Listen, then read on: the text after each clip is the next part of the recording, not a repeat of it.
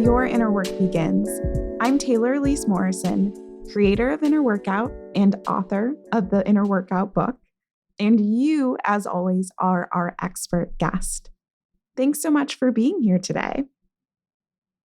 Hi, friends. It has been a while since we've last shared this space. As you heard in the last deep stretch of 2022, I took a break from the podcast and decided to switch it to a seasonal format. I made that decision for a lot of reasons, but one of the biggest ones was that I was burned out. And it took me so long to even admit that to myself, to admit that I was burned out. I mean, I wrote a book about self-care that's actually going to be out in the world in just a few weeks. Shameless plug here. Pre-order the book if you haven't already. And I felt like burnout shouldn't be something that I struggle with. I should have moved past it. And then I remembered the first line of my book, which reads, "This is not an aspirational wellness book." It can't be, because I'm writing it. And those words that I wrote at this point over a year ago reminded me that I started this work in this company because I don't want to hide my struggles. I want to come alongside you as someone who is doing this work and is journeying as well. And so instead of hiding my struggle, I decided to open up and to have a candid conversation, actually multiple candid conversations about my struggles with burnout. This season, I'm going to share how I use the Take Care assessment and the principles and the practices in the Inner Workout book to navigate my own burnout. Over 6 episodes, you'll hear from not just me, but also from experts, people who are bringing their subject matter expertise in burnout, in neurodivergent, and you'll even hear from my own coach and some of my friends. I'm so excited to share this next season of Inner Warmup with you in this new iteration of Inner Warmup with you. Today, for our first guest, we have Erayna Sargent.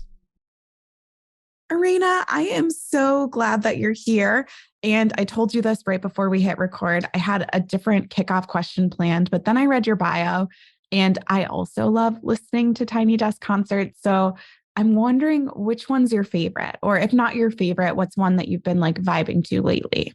Yes, there are so many. The ones that I have on repeat that my husband is like, really again, is 1, Tom Misch, 2, Masago, and I think I'm saying that right.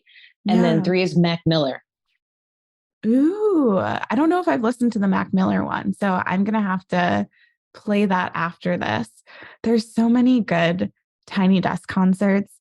I love the Tank and the Bangas one when they won the concert, and I've been listening to them lately. And then I also love the T-Pain one just because people didn't know that he could sing. And then there's that surprise in the room where people are like, wait, where's the autotune? Yes, there are so many. Tika's another one. I was I found artists that I love and it's on my vision board. I want to go to a Tiny Desk. I don't know how I'm going to make it happen, but at some point it will. Yes, manifesting that for you. And me too. I'm going to steal a little bit of that for me too. Let's go for it. There's more than enough room for us both to go to your Tiny Desk concerts. So I actually didn't bring you here to talk about Tiny Desk concerts. I brought you here to talk about burnout because this is exciting. Yeah. Slight shift from Tiny Desk concerts, pump up things to womp womp burnout, which you've turned into a career. And I'm so curious, what brought you to this point where now your title is anti-burnout champion? Yes. What ultimately brought me to that point was where working harder was no longer working. So I am from Detroit, very blue collar, working harder is the thing. You just grind. Since I could have a job, I had 3, no joke.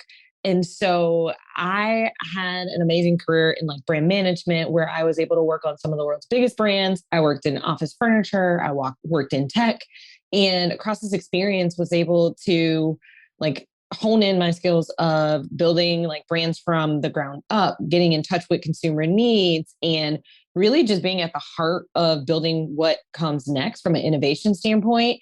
And then about 5 years ago, I was at a point where literally working harder was no longer working. And it was actually making me physically, emotionally, and mentally feel worse. And so that was just so foreign. I was like, what is this? And it caused me to go into this path to figure out how to feel better. So I started deep diving into the world of mental health and wellness. I got my first therapist to get started in that space. And that is how I started to understand the space and language of burnout. And at that point, it was not something people talked about at all. It was extremely unfamiliar. But once I hit it and I started to talk about it and really assess the situation, I realized how far from alone I was. And what was an exciting thing to see is as I started to talk about it and what I was doing and what I was learning, people were coming to me like, excuse me, tell me more. I think I feel that way. I'm trying to figure it out and I have no idea where to start. So it drove me to leave my job in tech at the end of 19 and to really launch my business, Hooky Wellness. And yes, it is like play hooky. It's now a comprehensive burnout relief support system for high performance professionals and teams. And I'm purely focused on helping you understand what burnout is, isn't, and what you can start doing about it, and connect you to the resources to actually start doing it. Mm, that's one of my favorite questions, is to ask people how they got to where they were, because it just reminds us that no one's journey is linear. And like the fact that you had this career where you were getting to do all of these different things and work with different types of companies perfectly brought you to this point. And I liked where you ended, where you were saying like helping people understand what burnout is. Burnout is a topic that I broach a little bit in my book. And for me personally, I find that it's often related to a lack of connection with myself. Like the times where I am the most burned out are the times when I'm the least connected with myself. So that's a little bit of my own take on it, but you are like the burnout, I'm imagining it with two E's, burnout queen. So I'm curious to hear how you define burnout and how you think about it.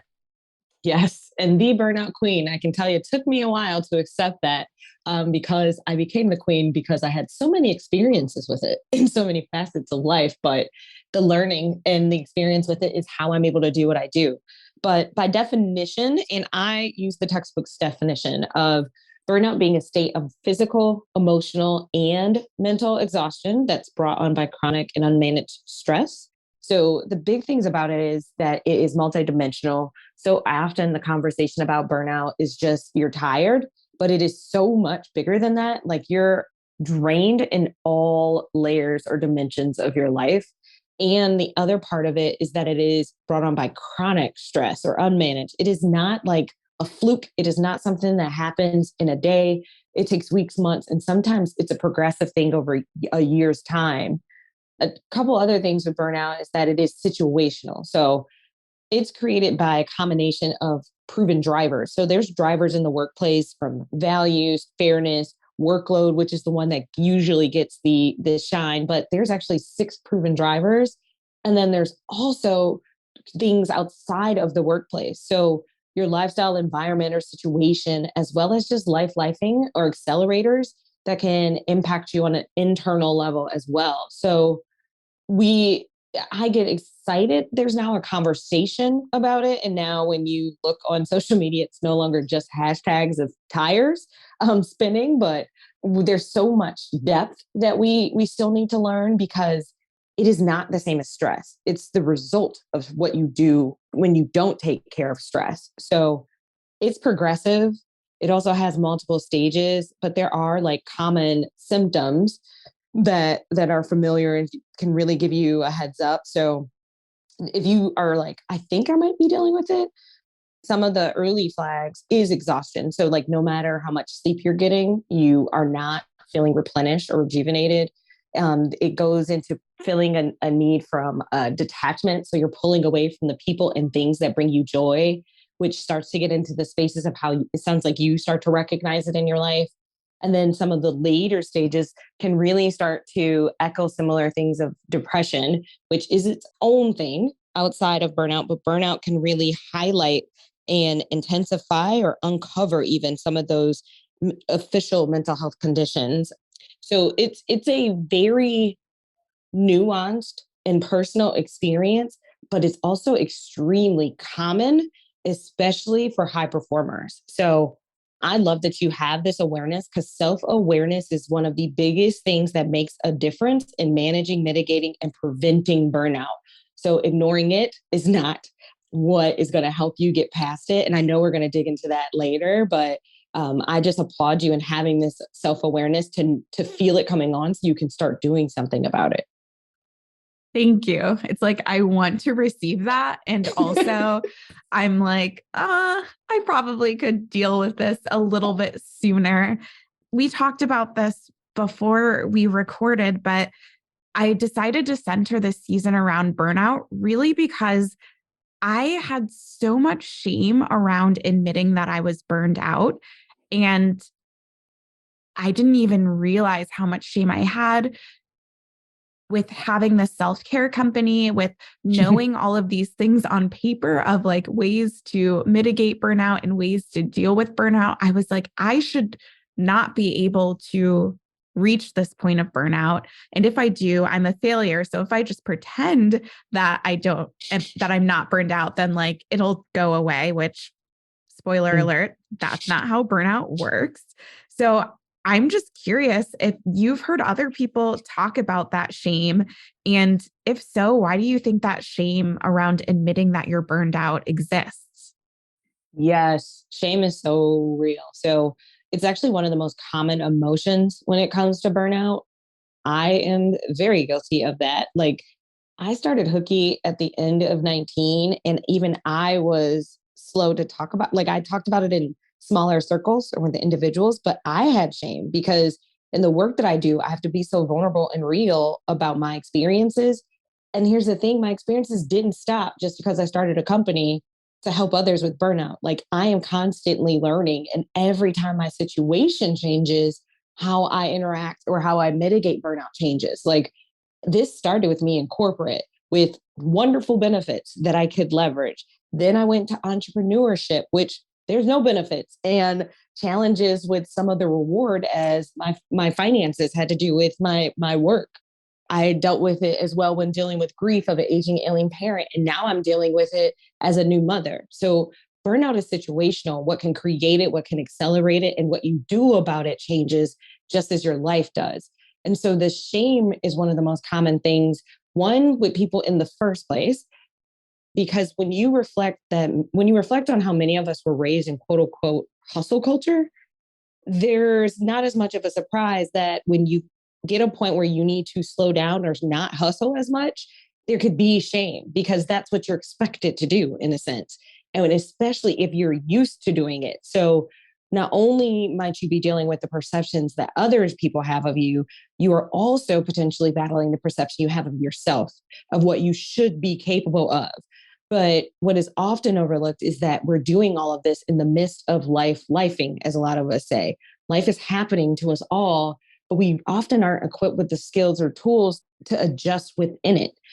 And the thing about burnout is that it's not new. So we have this shame because no people weren't talking about it. Like, burnout was actually coined in the 1970s. The WHO deemed it an occupational phenomenon in 2019, but we still weren't talking about it until the pandemic just poured gasoline on this craziness. So it is a new thing to be discussed and to recognize as something that is just a part of life. So when you feel like you're in it by yourself and it is something that's only happening to you, and especially as in the past when it was discussed as a failure on that person's part, like that individual couldn't cut it, versus there's a collective issue with the way in which we are either doing our work, the systems we have set up to either support people or not support people. How are we as a collective and as a community setting up our systems and ways so that we can create sustainable performance? Like, in a world where we're only talking about productivity, no wonder we're running ourselves into the ground. So shame exists because of our conditioning and what we've been taught of how much more can you take on. And last but not least, especially women and Black women, that's a whole nother can of worms where both the expectation and a lot of the real life is that you're carrying the weight of not only yourself, but those around you. So when you say, I can't, or if you get to a point where you need to say, I can't, that's different. And that's something that is unfamiliar and actually wasn't allowed for so long that an initial part of changing mindset, shame, it could be expected with something that you're like, no, I don't want to do that anymore. And I recognize other people aren't, but this isn't for me. This is not sustainable. And I choose not to burn out anymore. So hopefully that gives you a picture and helps you feel so far from alone, because shame is the first thing my clients talk about. Yes. The whole time I was like, yes, amen, snaps. I felt so seen in that. And like you said, it's the hustle culture. It's also sitting at the intersection of these marginalized identities. There's a lot to unpack. And as you were saying it, like, oh, yeah, of course, it would make sense that the shame is a byproduct. And as I said before, the way I responded to the shame was just like, okay, we're going to pretend burnout isn't happening. Mm-hmm. What are the impacts of that, of just pretending that you're not burned out? So sort of lying to yourself, which, I mean, that's what a lot of people do. But pretending you're not burned out, honestly, no one buys it. But burnout is something, as I said, it's situational. So there's stages and phases, and you can be different places in the cycle. But the really intense stages can be temporary. And if you're doing things to mitigate and manage it, it should be temporary. But if you're pretending you're not burned out, it's no longer temporary. You're getting deeper into the cycle, or you're staying in the deepest depths of the cycle, which in those, I call it a slippery slope, because that is where it can trigger latent mental health, physical or emotional challenges that you have. It can amplify things like imposter syndrome, amplify identity-based issues. It can weaken your ability to produce and your efficacy in the workplace. So that ultimately, like pretending you're not burned out, will have a negative impact on your career and your personal life. So when you think you can do something, but you can't, and you're like limping along, you're never going to get as far as if you took a step back and sat for a minute and then started once you could jog or run again. So and I say this, I like pause for a second, but I really do mean it. Like if you pretend you're not burned out, it will have a negative impact on you. Point blank, period. Like it's like imagining that you think you can continue to carry like 100 pounds up a hill, but you broke your leg along the way. How far are you going to get? Yeah, really, really not far. No. And you're going to be in so much more pain. Yes. And everyone around you will see that you're not going to make it. So that's actually one of the symptoms. If you're like, I don't know if this is happening to me, but that metaphor works. One of the symptoms that can happen is that you get blinders on. So you may not see how you're interacting, or the impact of your actions, but those around you will. So if you're in a point where like friends, family, like even some of your close coworkers, those around you who know you are starting to say, hey, you seem off. You don't seem like yourself. Is everything okay? Take a step back, and instead of taking immediate defense to it, which that can be something that happens, is superhero complex and getting very defensive, try not to do that, because they might be seeing something that you are blinded to in your life. They might be seeing that your leg is broke when you are trying to limp along. So that's one of the things to keep an eye out or ear out and open your heart, is if those people that love you are saying, hey, are you okay? Is something off? There might be something off that you haven't recognized, or you haven't been willing to recognize yet. Yes, yes. It's so important. And I talk a lot about how self-care is great. Obviously, a lot of what Inner Workout talks about is self-care, but we need community care as well. And we need people who we are allowing to see all of us so that they can see our blind spots. When we think that we are these superheroes who can do things, and they can say, hey, it looks like your leg is broken. Maybe you need to rest. Mm-hmm. And we can honor that. So thank you for that reminder. That's a reminder that I need as well, because I definitely have people in my life who will remind me of things. So we hopefully by now, I mean, I'm convinced, and I'm hoping that the people listening are convinced as well. Like the staying stuck in the shame and pretending that burnout doesn't exist is not going to take us to any place that is good. Mm-mm. So, how do we move through that shame as caretakers, as wellness practitioners like you and I are, as people who identify as being the strong friend? How do we move through that shame? Yeah. And this is a very timely conversation with everything going on in the mental health space. And I feel like the very common losses we are experiencing every day. But moving through this shame is really, really important. And the one thing I don't want you to think when you hear that is, oh, so that means I have to tell everybody my business. No, you do not. And that even when it comes to pretending you're not burned out, that does not mean that you have to go tell everyone, oh, I'm burned out. Oh, I wasn't able to cut it. It comes with recognizing it within yourself and then adjusting how you do the things that you do. So in that, one of the first things of moving through the shame is recognizing you're far from alone. As I was talking about, burnout is not new. It was accelerated by the pandemic, but it's been here. And so a study by Deloitte in 2018 actually had 77% of professionals reported feeling burned out and 85% of millennials. So moving through the shame is knowing that you're not in it by yourself. And when it comes to who deals with burnout, it's not something that happens to slackers, like some organizational leaders like to have it perceived. High performers are actually the most susceptible to burnout because those are the individuals that are often taking on more, raising their hand, taking on extra projects, volunteering, wanting to go above and beyond. So it's that emotional, extending your emotional self, emotional, mental, physical self, to taking on more that makes you at higher risk if you're not balancing this workload or the load in work and at home. And then another thing of moving through the shame is what I was talking about before is just recognizing it's part of life. It's part of life, lifing, honestly. It's a sign that something is off with your situation and or your behaviors versus something is wrong with you. Like burnout is situational. There are things that can be done about it.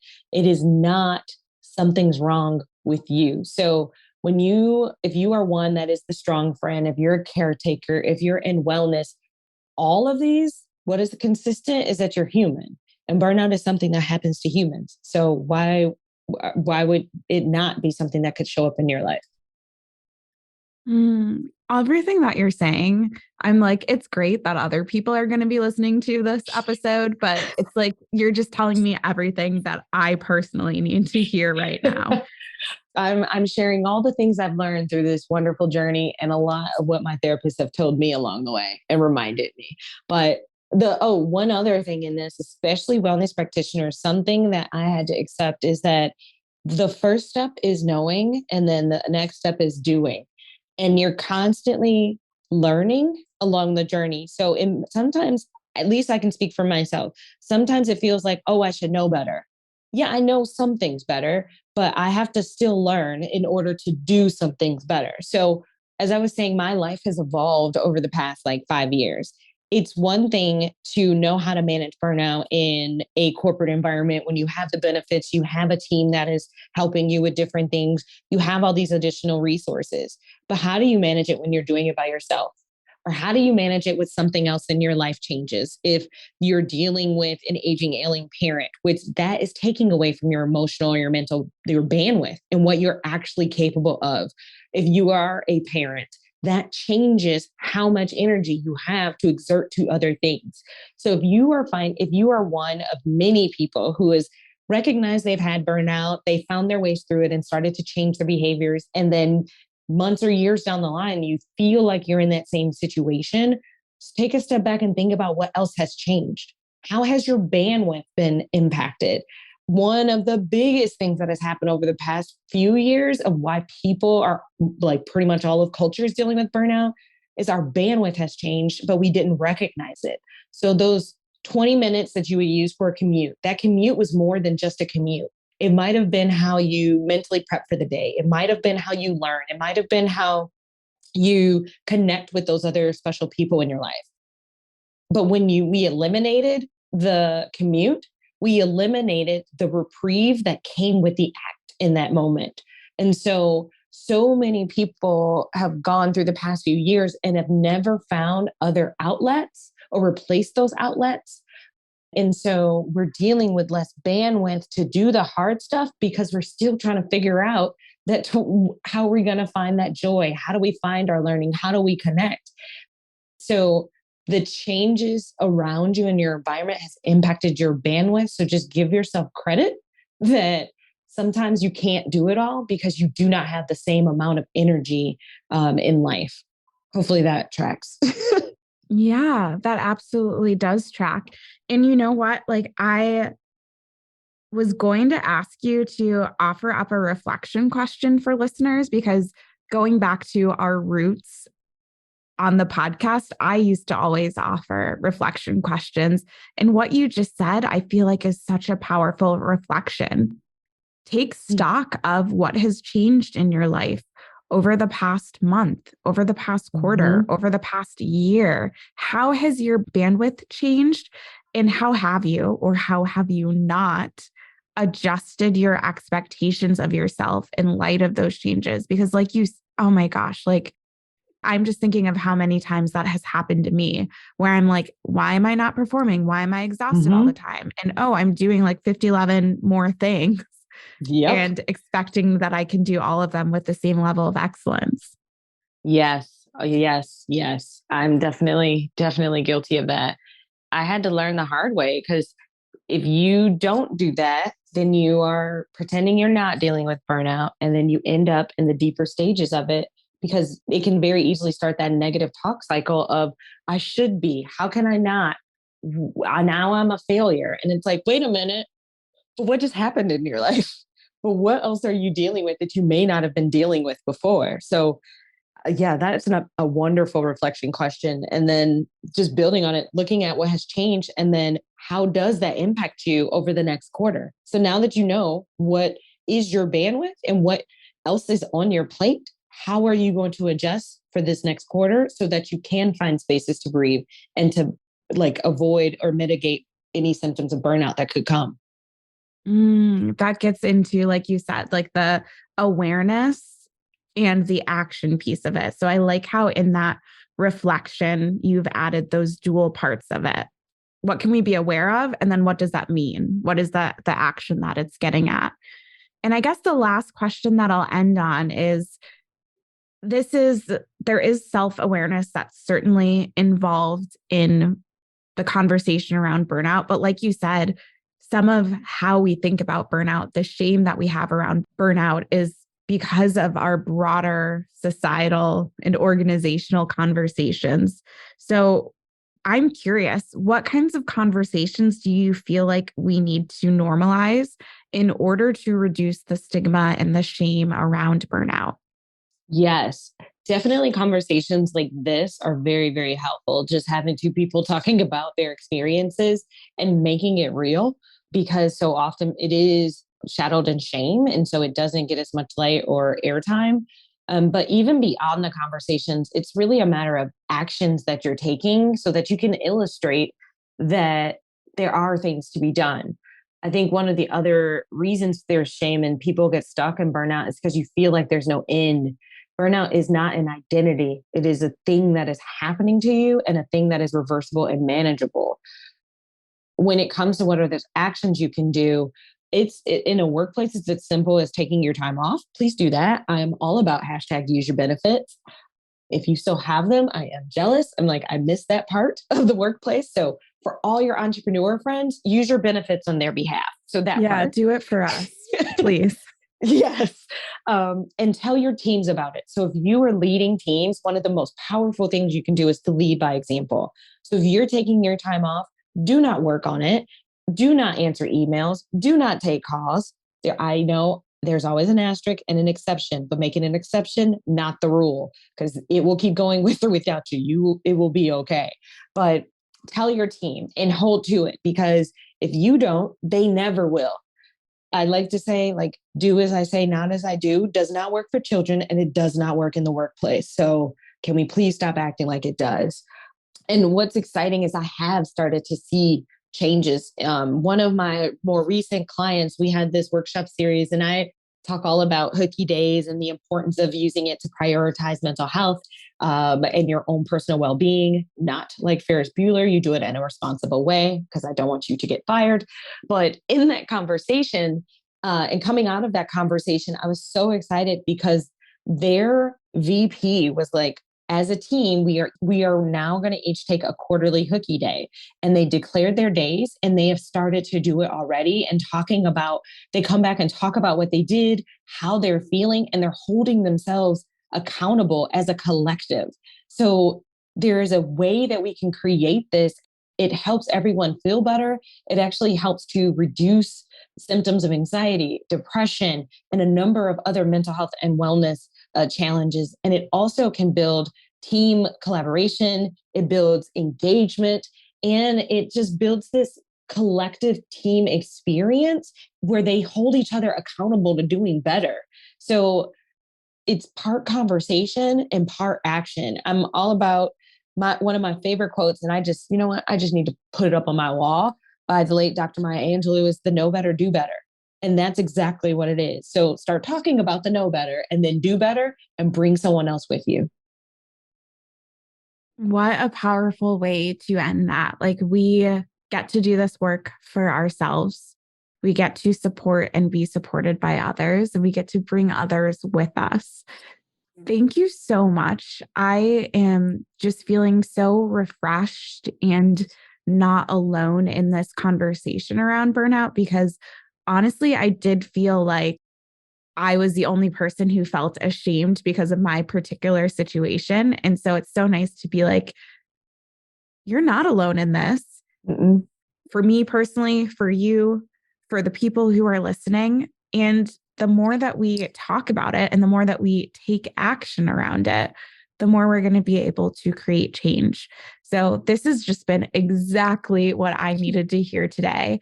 If people want to hear more from you, Erayna, and about Hooky Wellness, where can they find you? Absolutely. I really enjoyed the conversation as well. I am on Instagram. My personal handle is Burnout Whisperer. And then Hooky Wellness also has an Instagram handle. And if you, as an individual or as a team or organization, are looking to equip your professionals with high performance, action oriented, and still fun burnout relief, definitely check out Hooky Wellness. That's www.hooky.wellness.com. And we have a menu of burnout relief support services that is tailored to your personal issues and finding you fun and real life relief. So it was amazing to chat. I'm excited. I'm always here to talk about burnout and really to focus on the relief that we can find with it. Wow. I cannot think of a better way to have kicked off this season on burnout. Stay tuned for more episodes exploring my burnout journey and how I use the tools of the Take Care assessment and the Inner Workout book to navigate this most recent bout with burnout.